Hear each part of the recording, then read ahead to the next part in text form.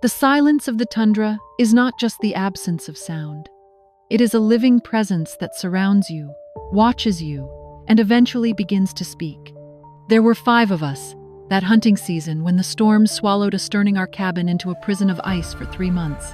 One by one, I watched my children, my mother, and my husband succumb to hunger. Anik spent his last strength digging a tunnel too narrow for his weakened body, but just big enough for me. 6 seasons have passed, yet I still hear their voices in the wind.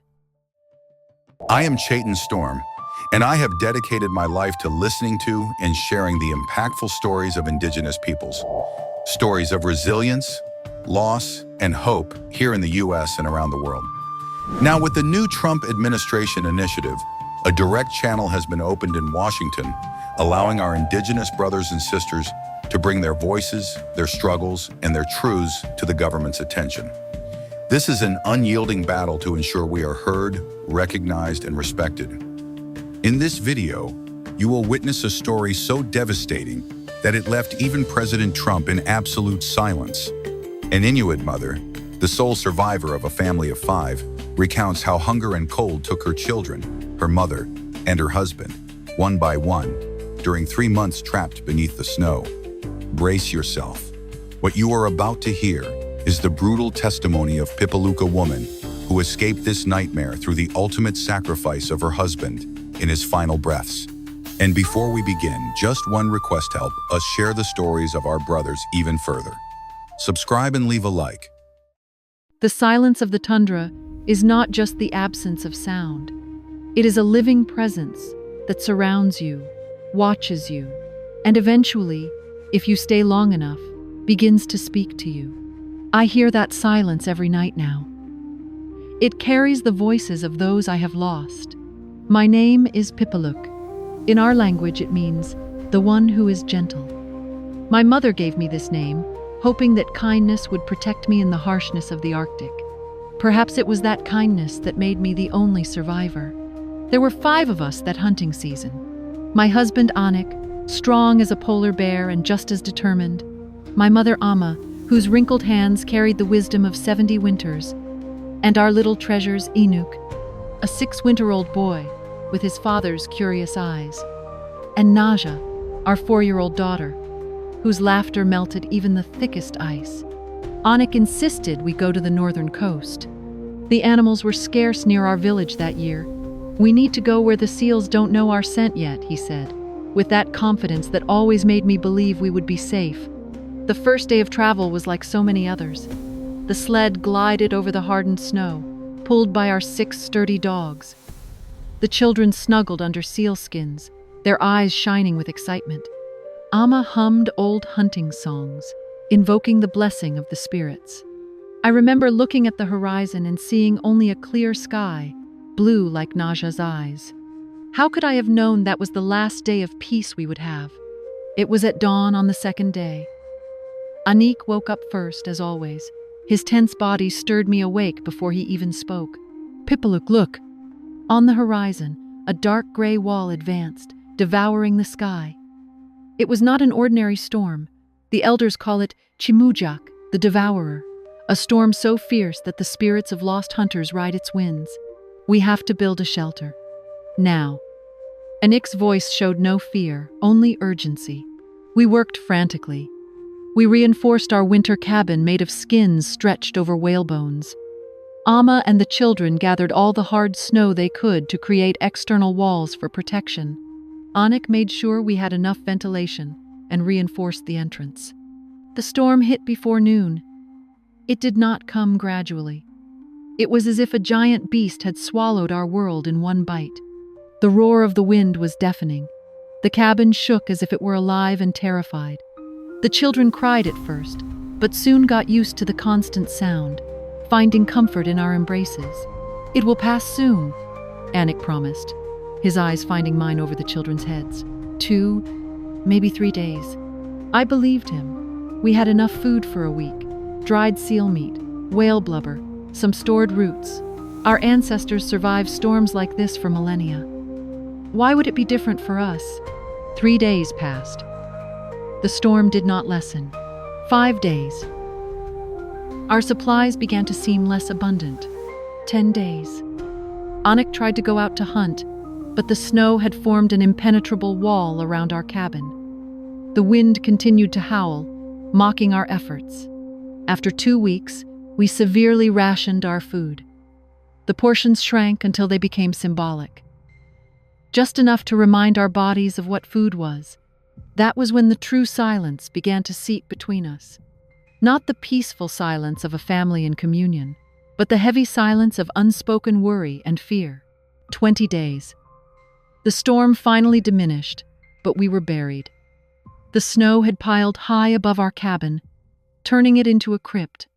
Inuk was the first to show signs of what was to come. Always full of energy, he began to grow quiet, his eyes losing their curious spark. His ribs became more visible each day. "Mommy, I'm not hungry," he lied, offering his small portion to Naja. My heart broke seeing my 6-year-old son trying to be the protector. One night while everyone slept, I saw Amma secretly giving her portion of food to the little ones. Her eyes met mine in the dim light of our oil lamp. "I've lived many winters, daughter," she whispered. "They need it more than I do." I wanted to protest, but her gaze silenced my words. There was an acceptance in her eyes that terrified me. A month inside that snow prison, Anik worked tirelessly, trying to dig a way out. The dogs had been sacrificed long ago, first for food, then because we could no longer feed them. Inuk began to delirium one afternoon. His little body was so light when I held him. He spoke of hunting giant whales and running with the caribou. "Look, Mommy," he pointed at the low ceiling of our cabin. "The lights are dancing for me, the northern lights, the ones our people believe are the spirits of our ancestors." But there were no lights there, just the darkness of our situation. He left that night, quiet as a snowflake landing on ice. His eyes closed during a story I was telling, and when I finished, his spirit had already gone to join the lights only he could see. Anik and I wrapped him in the best skins we had. We could not bury him, so we placed him in the coldest corner of the cabin. Tradition says we must send our dead with ceremonies and songs. But our throats were too dry to sing, our hearts too heavy to remember the words. Naja did not understand. She kept asking when Inuk would wake up. Each question was a knife in my chest. 3 days after we lost Inuk, Ama did not wake up. She left during her sleep, her face serene as if she had finally found peace. Her last words to me the night before were, "Do not cry for us, Pipaluk. Cry for those who remain."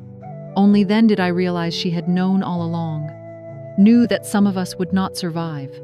Hunger is a slow death, a torture that first devours your strength, then your reason, and finally, your hope.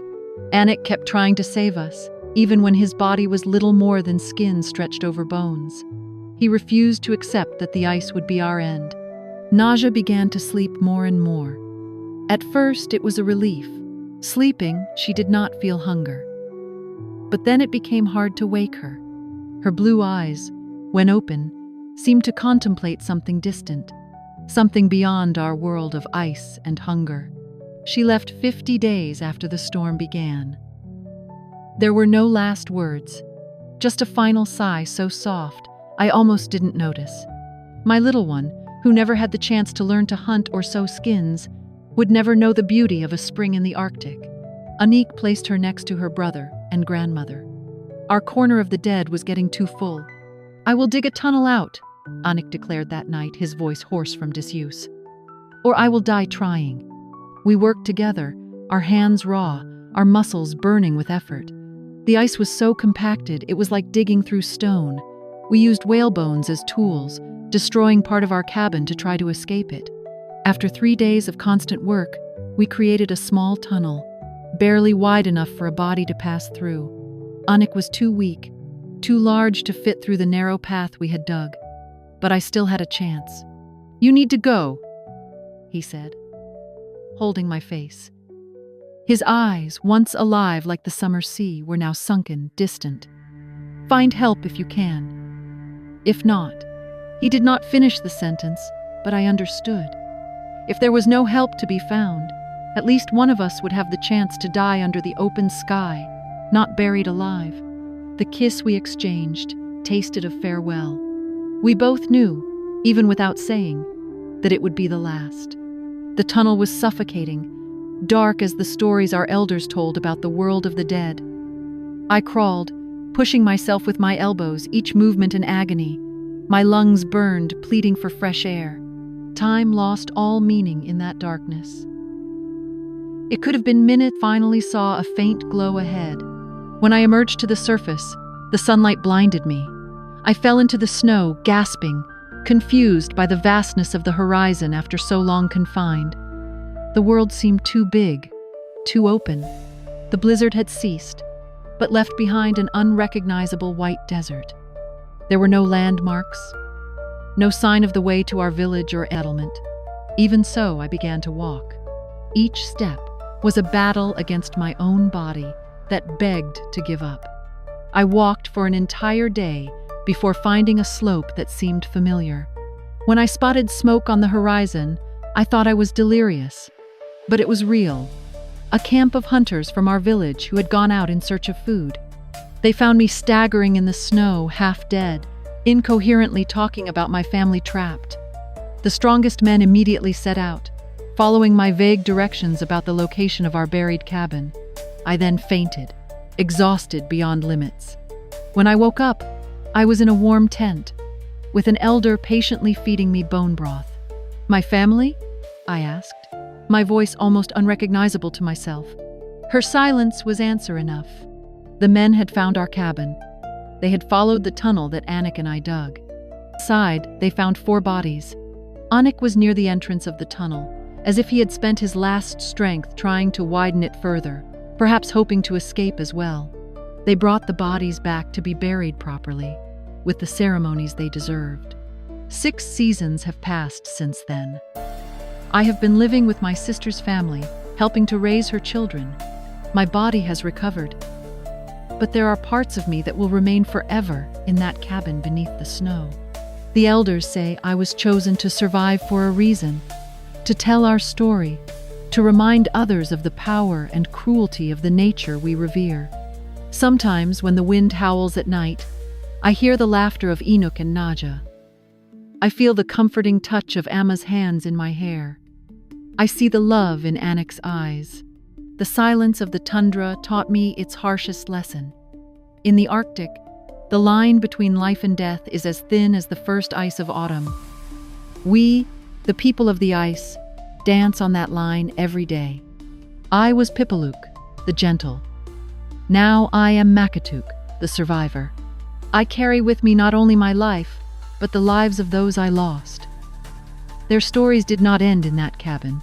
They continue through me, in the stories I tell the children, in the traditions I keep alive. Because in the white vastness of the Arctic, stories are sometimes the only thing that remains. They are our legacy, as essential to our survival as the ability to hunt or build shelters. When winter comes now, I look to the horizon with new eyes, aware of both its beauty and its cruelty. The ice took my family, but it could not take our memories. And as long as I live, they will live too. Not as bodies beneath the snow, but as spirits dancing in the northern lights, waiting for the day I join them again, when my own story in this world of ice finally comes to an end. Pipaluk's story is not just about extreme loss in the relentless Arctic. It is a painful testament to how nature chooses who survives. While governments debate climate change in heated rooms, Inuit families continue to face the brutal reality that tore away the children, the mother, and the husband of this extraordinary woman. If this story moved you, share it. Subscribe to learn more accounts of cultures that endure in the most extreme conditions on Earth. When we amplify Indigenous voices, we not only honor their sacrifice, we remind the world that their ancestral wisdom can be our greatest teacher about human resilience.